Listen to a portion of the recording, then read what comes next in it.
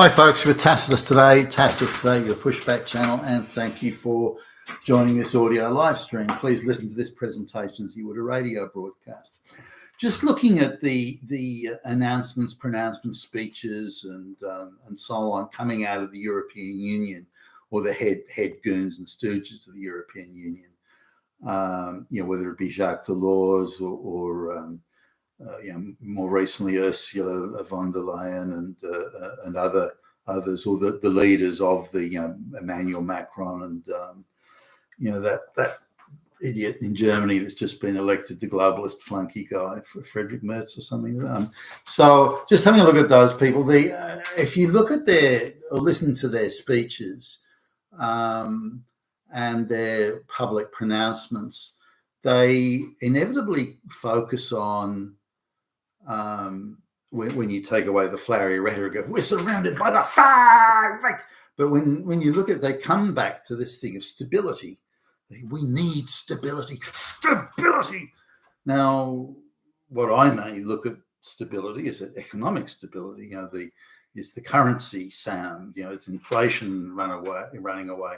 Is a stability in terms of, say, military invasion, and therefore, instability and territorial instability. Is it instability in some other way? Is it I don't know, all the energy independence is gone, or exactly what do they mean? And they don't say what it means.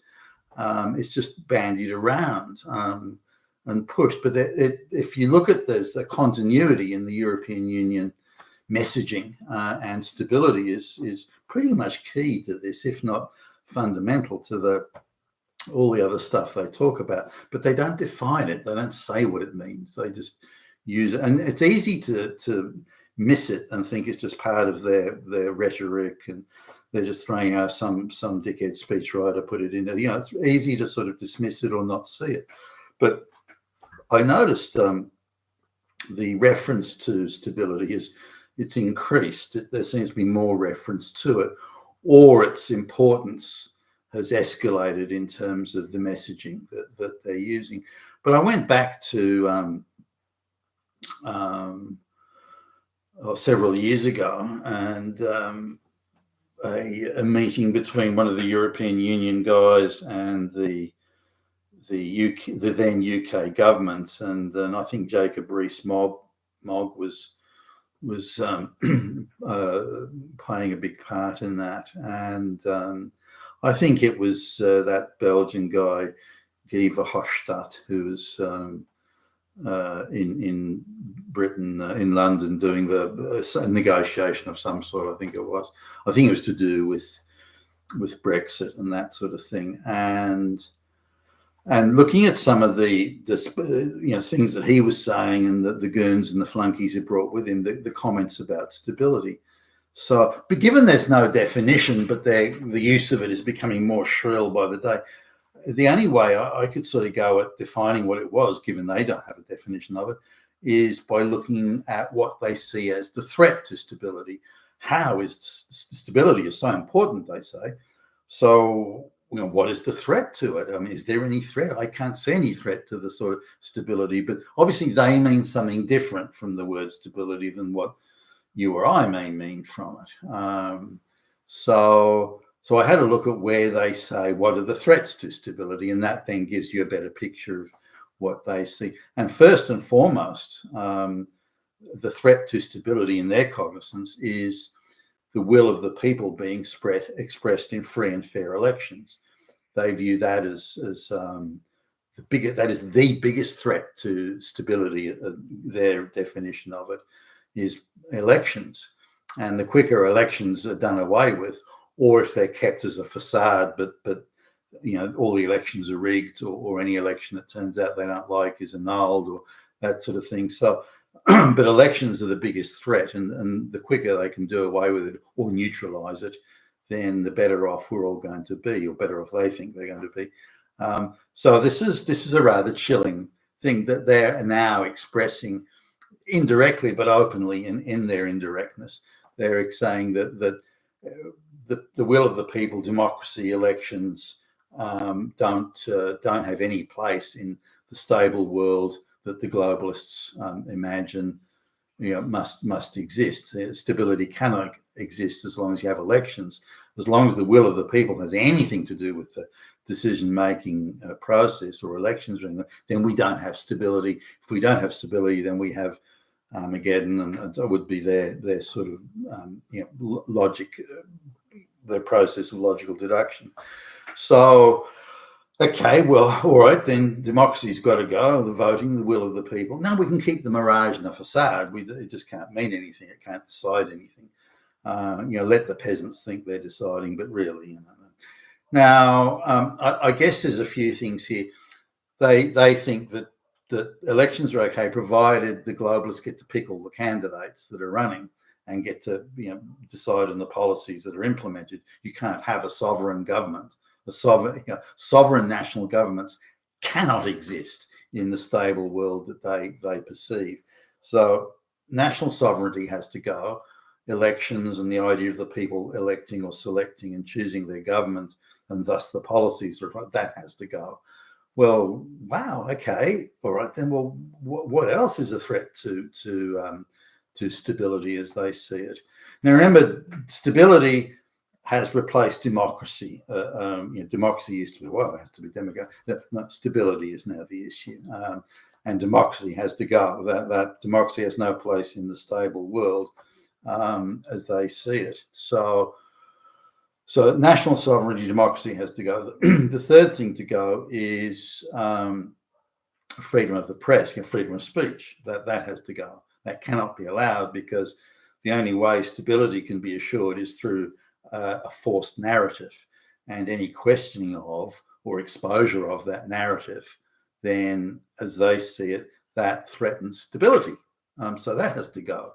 So we can't have free speech, and we see it now in the widespread censorship of people all across the Western world. You post some sort of edgy thing on online, then you can have the police knocking at your door and you can be thrown in prison for it. But if you do sort of acid attacks on the street and maim and kill people, and a bit of community service will fix that. So it requires two-tier policing on top of that. So the populace must be forced to act in accordance with the stability, and this means obviously two-tier policing, because if you question the stability, then the narrative around it, then you're an ideological criminal and you must be dealt with harshly. If you go and murder someone or steal or engage in what hitherto was criminal activity, well, that's not a threat to the stability. That's not a threat to the ideology. So we don't really care about you. But an edgy post, motherfucker, you're going down. So this is the next thing that threatens stability. So let's just go over this. This is monstrous, for goodness sakes, and I don't know why it isn't getting more attention. But this means that democracy, national sovereignty has to go. Democracy, that is the will of the people voting for their governments and so on, that has to go. Freedom of speech has to go. Censorship must come in. Being ideologically inconsistent with the narrative has now reached the highest levels of criminality. Thus, we have two-tier policing. Now, you can't codify those sort of ideological laws, so they have to be arbitrary. So that subverts the whole idea of an independent judiciary acting on codified law and the rules of evidence. That has to go out the window, because again, that's a threat to the sort of stability that they imagine is necessary to implement the globalist project. And then freedom of association, that too has to be curtailed. You can't have people with wrongthink engaging in freedom of association with others that may share their non-narrative views or be converted to those non-narrative views. So that has to go. So in fact, we're talking about the wholesale reordering of society in what hitherto were the democracies, in order to fit in with the so-called stable societies that they imagine. Now, this is absolutely horrific, monstrous, and and makes George Orwell look like a choir boy in his assessment of things. But this is what's happening, and it's being forced on us now. If you look at the in Britain, the Brexit thing, it was never implemented. It has effectively been reversed. International courts and packing them with activist judges, then pretending, there's nothing we can do. The judge said so. Oh, look, we're powerless. Our hands are tied. All of this nonsense. But it's all to do with stability. If an election occurs somewhere that they don't like in Romania or Austria or wherever, then that's just annulled, and the globalist cabal come and say, no, you're not allowed to have them in the government. No, not allowed. But it's the will of the people. They're the majority. No, don't care. So again, and the perception of that any election is really a nascent threat to stability is madness.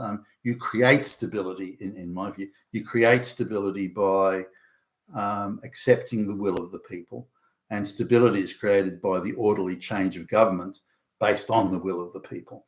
Now, it may mean that incoming government, based on the people's vote, has different policies, but this now can't be allowed. So stability is consistency of globalist predetermined policies that are then forced on a populace, willing or not.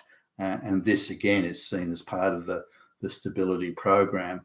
So this, when you sort of look at it in that way, you realise that every liberty we have in the Western world must be sacrificed on the altar of stability, and that's where we're heading. You've been a Tacitus today, your Pushback channel, and thank you for listening.